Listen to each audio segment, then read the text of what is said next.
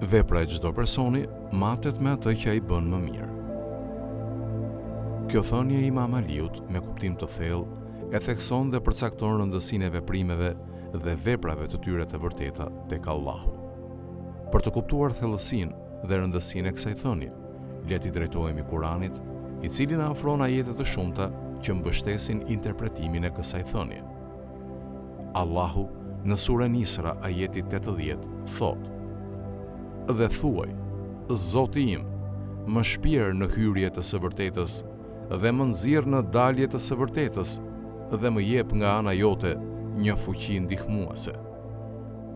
Ky ajet thekson rëndësinë e kryerjes së veprave të mira gjatë gjithë jetës, pasi përcakton forcën dhe qëndrueshmërinë e hyrjes sonë në botën tjetër. Për më tepër, në surën Kehf, ajeti 46, Allahu thotë: "Pasuria dhe fëmijët janë stoli e kësaj bote, por veprat e mira zgjasin, janë më të mirat e Zoti yt për shpërblim dhe më të mira për shpresë." Ky ajet thekson se përderisa pasuritë dhe marrëdhëniet e kësaj bote mund të sjellin zbukurime të përkohshme, veprat e mira janë ato që zgjasin dhe kanë vlerë të vërtetë në sytë e Allahut.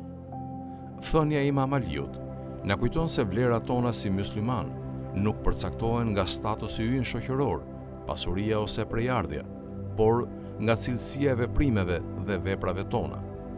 Ajo thekson rëndësinë e përpjekjes për të shkëlqyer në çdo aspekt të jetës sonë, qoftë në adhurimin ton, ndër veprimet me të tjerët apo për mbushjen e përgjegjësive tona. Për shembull, një person i cili vazhdimisht i kryen lutjet e tij të përditshme me sinqeritet dhe përkushtim, u ndihmon nevojtarve dhe ruan karakterin dhe etikën e mirë, do të konsiderohet me vlerë të lartë tek Allahu. Nga ana tjetër, dikush që neglizhon lutjet e tyre, përfshihet në pandershmëri dhe keq trajton të tjerët, do të jetë më pak i vlefshëm. Kjo thënie shërben gjithashtu si një motiv për ne që të përpiqemi vazhdimisht për vetë përmirësim dhe të kërkojmë përsosmëri në gjithçka që bëjmë.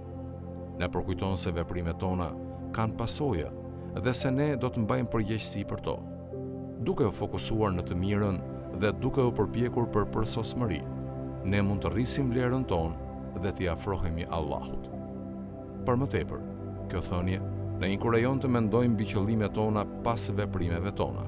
Na kujton se vlera e vërtetë nuk qëndron vetëm në pamjen e jashtme të veprave të mira, por edhe në pastërtinë dhe sinqeritetin e qëllimeve tona.